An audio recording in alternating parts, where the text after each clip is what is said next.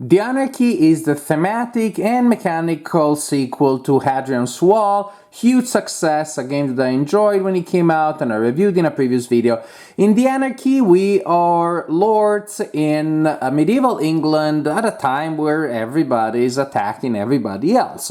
And it's largely a multiplayer solo game. I played it solo. And in this game, you will, like in Hadrian Walls, it's a flip and right game. So you will collect resources from cards that are presented to the players every turn. Then you will use those cards to mark boxes on your sheets and then also to acquire resources that can be spent to mark more boxes. So it's a flip and write with extra elements, extra components representing resources that you will acquire. Here we have different kind of people. We got the patrons, we got the serfs, we got the soldiers, guildsmen, knights. We also have coins, bread, and material resources, very important. Master tokens, we'll see later what they are. Each player then has a deck of cards that are used to resolve different mini games. So depending on the mini game that you're triggered with your actions, you will look at a different area here. You look at the top, for example, when you are doing the knights training, when you're training your knights. Here, the second section, when you're doing St. Valentine's Festival and you're hoping to get a lot of babies. Here, Michaelmas, it's a different kind of event. The tournaments, when you're trying to make beer, and also the Llamas Festival. So different kinds of events, and definitely there is a random element here. Now, the game will last 5 rounds and it can be played in one of two ways, two main ways. One, the traditional mode in which each round there will be a castle that you should try to attack. If you don't attack these castles here, then your subjects think you're a wimp and they will accumulate discontent, which is something that will lower your score at the end. And so each round you should try to attack a castle, and to do so you need certain kinds of weapons, resources, a certain amount of strength coming from your warriors and knights. We'll see the details later. But if you do so, then you advance on this track so you're not left behind, and you collect the rewards indicated there, both printed and on tokens placed there. This is the classic mode. The other mode is a siege mode in which you will have different cards here. See, you have all of these cards for different scenarios because the game also comes with a 20 scenario solo campaign. And so depending on the cards that you place there, you create different scenarios with different levels of difficulties. These numbers that you see here, for example, they indicate how tough enemy attacks will be. And so higher numbers mean bigger attacks. And so you have the siege mode in which here you don't have castles that you're supposed to attack, but simply you're trying to kind of keep away enemy armies. And so instead you have a number of bread tokens that you need to pay, basically to pay protection against these roaming armies. And also you have points that you can acquire from staving off enemy attacks. So the classic mode and the siege mode only have that difference that in one case you need to pay bread every turn, siege, or the classic mode you should be attacking enemies. Other than that, the main game remains the same. Now each turn, each round, there are 5 of them, you will draw a card from this deck indicating an attack that is coming against you, and then you will draw another card like that per round. So in round 1, I will have 2 cards that I draw at the beginning of the turn, or the round, so I know what I should be preparing against. In round 2, there will be 2 of them, and one of them is placed face down. In round 3, I think you know where this is going, there will be a third one. And basically at the end of the round, there is a special phase, another mini game basically, in which you'll be resolving these cards from right to left. And they indicate where the attacks are coming from. So for example, have an attack of type E, in this case, coming from the south. What does E correspond to? Remember those cards I showed you earlier? In this round, it means 3. In a later round, the very same card that I placed there will have an attack of strength 5. So that's the meaning of those cards I showed you earlier. And you resolve each card by using a combination of knights, guildmen, soldiers. So the knights produce 2 strength points, the guildmen and the warriors 1. Combination of weapons that you should be accumulating. For example, these are sensitive to rocks. It just so happens all of these enemies are vulnerable to rocks. In other cases, maybe it's big bolts, maybe it's logs, things like that. Maybe covers. Then we have the castle. You should be building your castle as the game continues. Every player starts with a display like that, and you will trigger actions to build towers, and they may have a power of 1 or 2. Walls that will have a power between 1 and 4, and 4, they do. And the gate here. It has a power between 1 and 6, and dig that moat, which also has a depth between 1 and 6. Now you have to build your castle kind of evenly, because you can't have like 6 on one side and nothing on the other. An element should not have a difference of more than 1 point from the adjacent ones. See, for an action, for example, I could build that, level 1 gate and level 1 wall, and maybe now I can improve that, spend another action to get my gate to 2, but then I shouldn't have more. I can get it to 3, but that is a 2. I can get it to 3. I cannot get to 3 until the wall is a 2, and I need something around it too, because those would be 0. So that's the idea there, that you have to spend actions to build your castle, and you have to kind of build it evenly. The main game, the main thing is around or on these 2 sheets of paper, and you will again spend resources. But I should tell you about the path cards. Each player will receive one of these cards at the beginning of the round. We draw a number equal to the number of players, so with solo is slightly different, but you will choose one of these cards here that will tell you the resources that you get. Say, suppose I decide to get this one, and then I will receive 3 serfs and 3 guildmen and 4 materials, I guess. And then I get 3 patrons. They're the leaders, basically the influencers of the Middle Ages. Also, I take the card and I tuck it under my display here. It will give me a way of scoring some extra points at the end of the game. Each round I get a card that gives me resources, plus that. Plus, I have a production here, and I already start with some production marked on my sheet. And so, for example, each round I will get, for sure, 1 extra serf.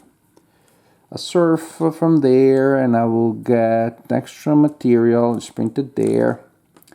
And I will get a silver, very important, money talked even then. Some food, very important, at the end of the round you need to feed your kingdom, or else there is discontent. Some soldiers, and no knights at the beginning. That's my resources, and now pretty much I'm ready to play my turn. Everybody will have their own card, they're starting resources, and everybody's ready to play their turn. And to play your turn, you spend usually some kind of resource here to mark different things on the board, unlocking more resources. For example, when I spend a patron, a leader, I can improve my standing on one of these 3 tracks here, and we have governance, we have warcraft, we have worship, and we have partying. They did party quite a bit in the Middle Ages, apparently. In every track I have to fill it in from left to right. So if I spend a patron on this track here, I fill that one there, and I also get to collect a coin. Very nice. Maybe I spend another one for Warcraft, and I mark that one, and also gives me soldier. Hooray! Some boxes don't give you anything right away, but it'll give you the ability to mark other symbols. For example, this is influence, and these are victory points at the end of the game. Very nice. Now, this is for the governance. The governance levels, so say now I have a level 3 in governance or Warcraft, whatever it is. The leadership, I should have called them. The leadership tracks also give you access to buildings. Since I have governance, at least governance 1, then I could build a small keep. And I spend a guildman and a piece of wood. I discard them. See, I checked that I did it. I discard them. Now I can build a small keep. I marked that I built it. So, and that also gives me some extra points down here in the influence. Oh, getting influence gives me another guildman. You start seeing the patterns here, especially if you played Adrian's Wall. And now, since the keep is open, I can start using it. I can send patrons there to unlock these bonuses gradually. Warcraft, having access to Warcraft will allow me to develop tactics. Everything is from left to right. Tactics, we'll see what those are. Ramparts, they'll give me tokens. All these are good during the defense. Small stables, they'll give me advantages, and they also give me symbols that may be used to attack enemy castles. Worship it allows me, if I build chapels, allows me to build chapels. The chapels allow me to train knights. And depending on how much worship I have, I can declare more and more St. Valentine's Festival. One of the mini games that will give me babies. Entertainment is the one that pays up the most right away. Every time you do entertainment, you get something. You can also do tournaments. There's a mini game to see if you win the joust or not, and I love it. Brewhouse, you're experimenting, see if you can invent beer. And if you do, you produce symbols in this mini game, finishing a line or a column. Then you unlock the beer, and you can give it to your players to your soldiers during the defense phase to make them tougher. The Michaelmas, another mini game that will give you resources, and the Llamas, another mini game that will give you nice icons here. These are loyalty icons that give you victory points. The heart is joy, and joy counteracts discontent. Basically, each joy that you collect will cancel a discontent. Here's when is the hard work. You send the guildsmen and the materials to build the tower and the gates, but you see you can only go to a certain point before you need tools. So, for example, to build anything past this wall, this level, I need a small crane, and it's right here, small crane. How do I do that? I go here, and this is where I spend my coins. And I spend coins too. In this case, well, I fill that box, which also gives me a surf. And then I spend another coin to follow this line here, and that's how if I build the small crane, now I researched it, I know how to build it. Then I spend a guildman and some wood to actually build the crane. Now I do have it. I mark it that way, which gives me a little surf, and also again it marks that I have that symbol, so that symbol now will allow me to build past that. And so you're collecting resources, symbols, things like that. The moat, which just sends soldiers or serfs to dig it. Quarry, forest, farms, training grounds, they give you resources. And here we're talking about the tactics. The tactics, you investigate, you unlock them, you need a certain level of Warcraft to figure out the tactics. I say, suppose I investigated, I develop a tactic. Now I decide which one I want. Do I want covers, rocks, hot oil, logs, bolts? I suppose that I want to invent rocks. It's a great invention. I have the patent for it. Every time you use a rock, you gotta pay me. Oh, I also collect a little warrior. That's pretty neat. After I have invented that kind of tactic, then I can spend resources. See, every time I spend a resource to prepare to stock up on those, and later I can use them during the defense phase. This is where if I unlock an icon that gives me production, that's where I marked, and now my production has improved in that category. And these are the awesome categories, of course, that will give us points at the end of the game. We only talked briefly about this one. I can add that, again, all the displays that you see here, they're triggered by spending coins, and you simply have to collect the resources in order, moving out from that tree. And if you invest a lot in one, that's when you get, for example, some good improvement in production, or allies with loyalty points and things like that. So these are just advantages that you collect there. If you're playing, as we said, the classic mode, one of your actions you can take at any point should be to spend enough resources and show you have the right symbols to attack the castle and collect the resources. If you don't, at the end of the round, there will be discontent for you not being aggressive enough. In any case, in either mode you're playing, at the end of the round, remember these enemies are attacking you, and now we'll look at this a little more in detail. Suppose that I'm defending against that card. At the end of the round, I should hopefully have a mix of warriors and knights and maybe some guildsmen there. Before the defense phase, you can deploy your fighting forces, knowing more or less where you're going to be attacked. The face down cards, you can use spies, there's an action for that, to peek at them, or you can just get a sense, because you'll receive partial information anyways.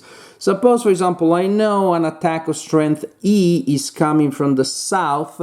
The card tells me I can use rocks, and I can use the strength of that wall there. So I'm pretty good. I already have a defense of 2.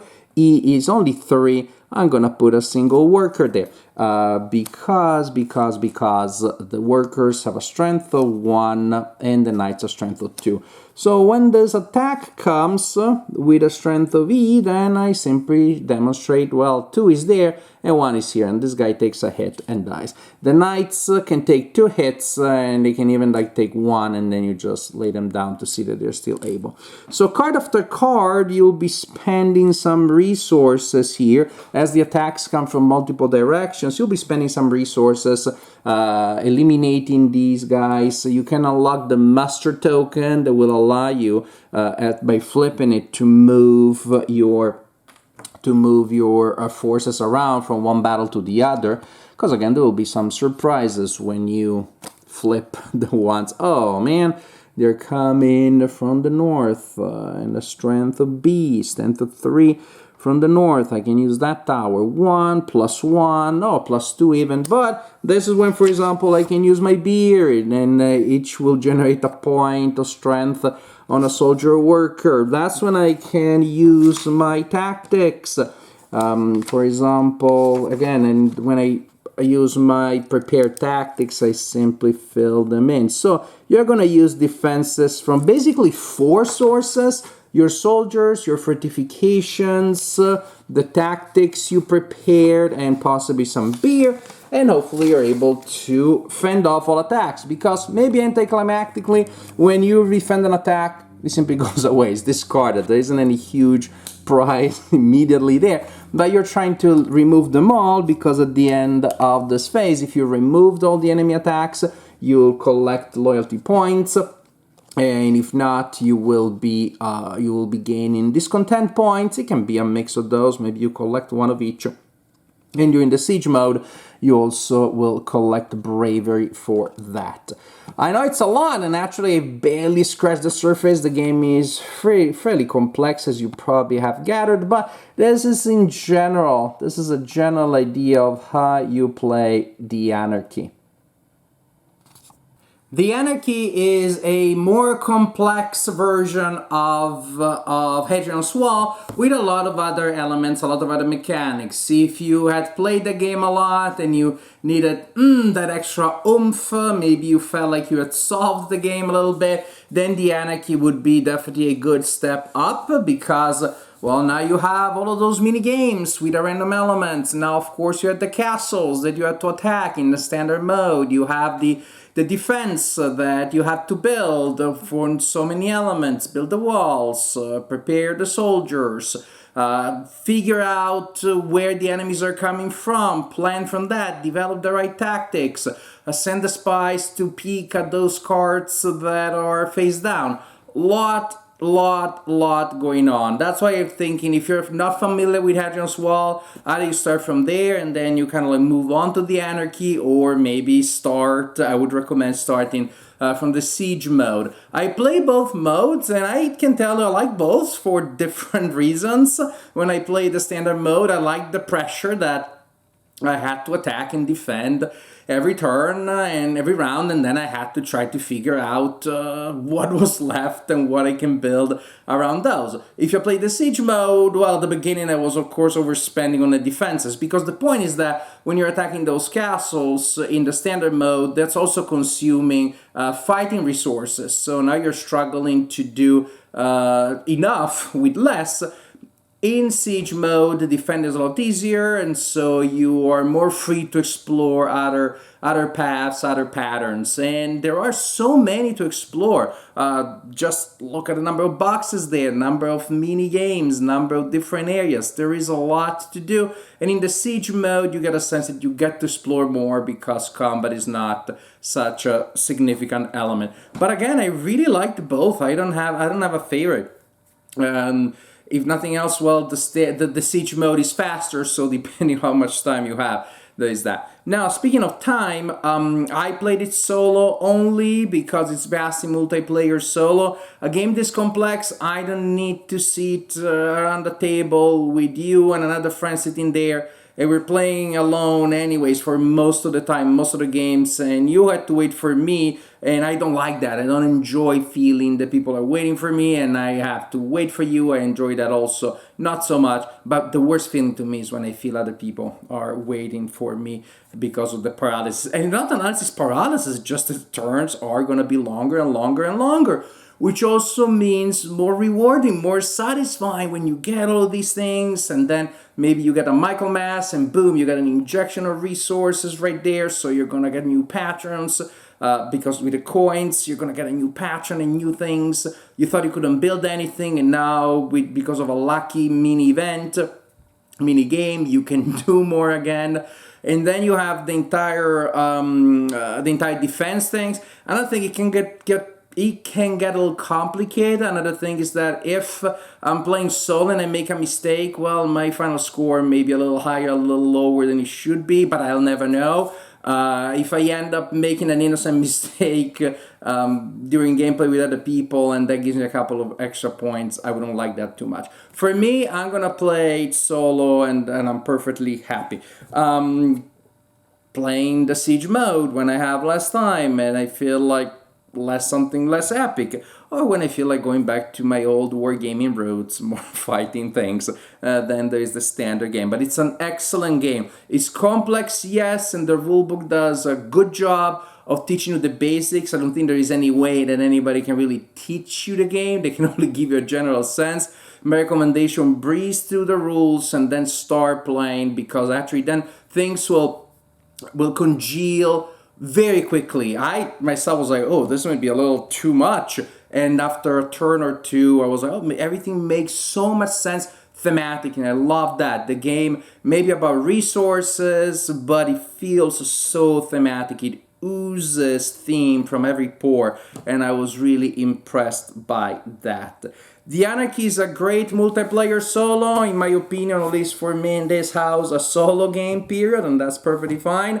More complex, more complicated, more daunting and longer than Hadrian's Wall, but it has its own flavor and personality, and I totally see the two games coexisting in a player's collection.